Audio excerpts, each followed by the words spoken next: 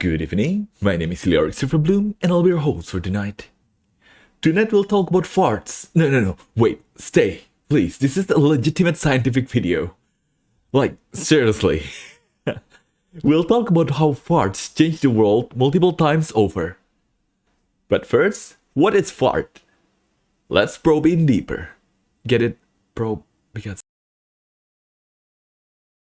Before we take some closer looks into the farting events that changed the world and even the state of our planet, let's get a deeper understanding of the concept of fart. The modern definition of flatulence, or fart, is an act of expelling gas through the anus. But, what if some of the farts we're going to talk about precedes the evolution of anus? Excuse me, the fuck did you just say? Is the expelling of gas counts as fart? Fuck did you just say? Well, for the sake of video, yes. Okay, so we got that covered.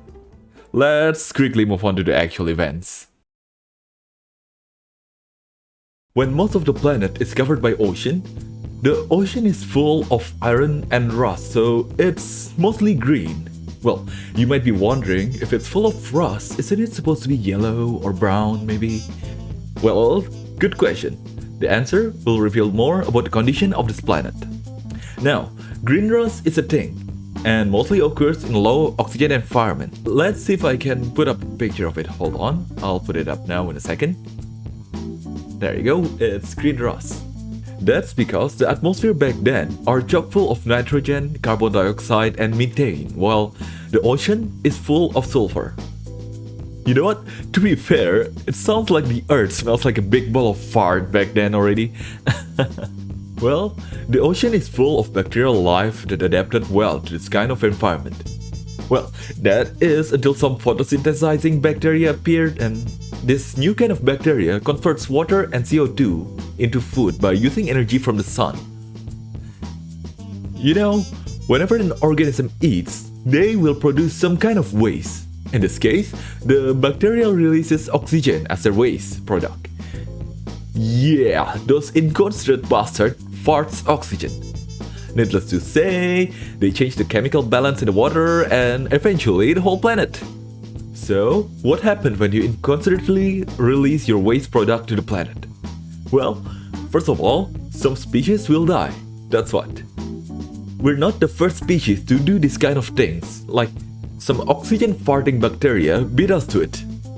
Well, at least we haven't changed the color of the ocean into a deep ominous red.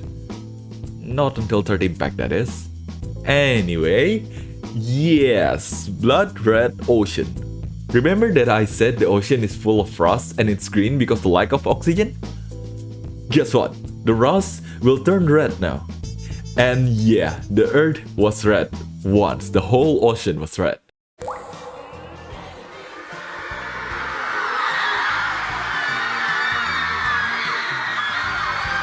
And that's pretty cool, that's pretty sick, not gonna lie. In fact, we can still see those rust layers in the picture behind me here. Hold on, let me put it up here. There you go. Most of the microbes, except those photosynthesizing assholes, died off. So without competition of any kind, they quickly spread and consumes more and more of the CO2 in the air and in the water. And you know CO2 causes global warming and stuff, so as the CO2 went down, the temperature of the Earth went down with it, bringing the Ice Age and the ozone layer, thankfully. Also, oxygen reacted with methane in the air, and that's why you don't smell farts everywhere you go now. No, wait, actually, wait. Actually, we're using ancient microbial farts to breathe, so fart is the breath of life. Also, I mentioned it brings the first Ice Age that almost killed every single life on Earth, basically, even including those photosynthesizing bastards. And with the whole world filled with oxygen and low CO2 level, those bacteria died choking on their own farts. Some survived, thankfully, or we wouldn't be here otherwise. Right, so the previous farts froze the Earth. Now, let's talk about some Earth-warming farts, around 250 million years ago. The fart that killed the dinosaur. Well, not really, it doesn't kill the dinosaur, but, well, at least some of them, maybe. You know what? This theory is a bit of whack, but it's fun to talk about, okay? So, sauropods, a giant long-necked plant-eating dinosaur, can be very big, as you can see behind me. They can grow up to 37 meters long. That's the biggest specimen we have. And we've been talking about farts for the whole video, so you know where this is going. I don't like where this is going. Okay, so, to keep it short, they had microbes in their guts that produce large amount of methane, which, as we all know, is a greenhouse gas. One single sauropod may not change the environment that much, but a whole lot of them can produce up to 520 million tons of methane per year. Yeah, that's as much as we produce nowadays with our man-made stuff. Yes. Yes, our man-made stuff equals to the dinosaur farts, so yeah. That's how tiny we are. Okay, so at the end of the reign, the Earth was around 10 degrees Celsius warmer or so. Let me check. Oh yeah, 10 degrees Celsius warmer. So yeah, again, another species has outdone us in what we do best. Fucking up the environment and causing global warming. You know, like, it's not like I care, actually. I can go back to Liz Laura while you guys are fucked and choking on your own farts or something, I don't know.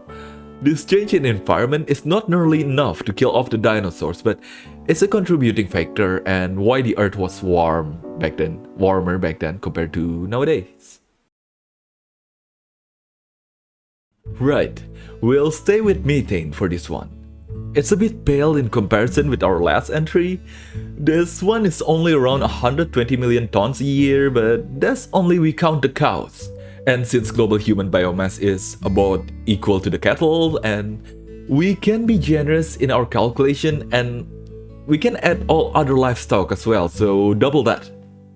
Well, not really double that, we cannot produce that much methane, but I cannot find the actual number, so fuck it, it's my fault. So that's a rough calculation, yeah. Anyway, yeah, since methane traps 30 times more heat than carbon dioxide, we're pretty much fucked. That number is only from farms, by the way. Our total methane emission is about equal to the dinosaurs. So yeah, if we keep going like this, the global temperature will increase by 10 degrees Celsius. So do your part in stopping the global warming. Stop farting. Oh, a corpse consumes 100% less energy than a living human. So that means dying is eco-friendly. Okay, sorry, that's a joke. That's a bad joke. By the way, on a more serious note, we might think that this is a joke, but farts played a vital role throughout history since the dawn of time, since the dawn of life. This is why, however small and mundane something is, if you look deeper into it, will usually reveal something very important. That's why I encourage you to pick some completely mundane and ordinary thing and look deeper into it. That will be your homework.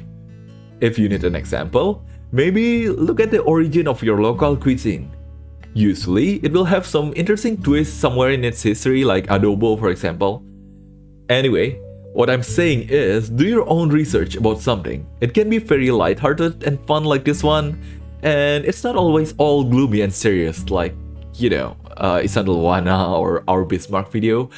Yeah, it can be fun, history can be fun. So yeah, that's your homework. Well, this video is a bit short, isn't it? It's hard to make a serious video about farts in history, you know? So yeah.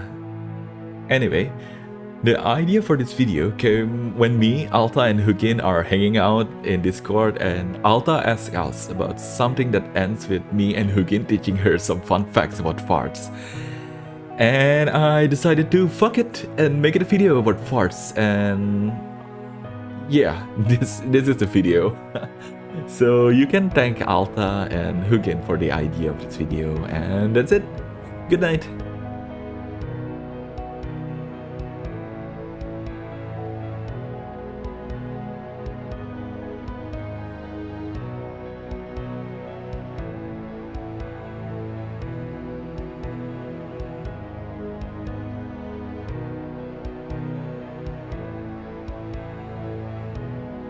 Uh,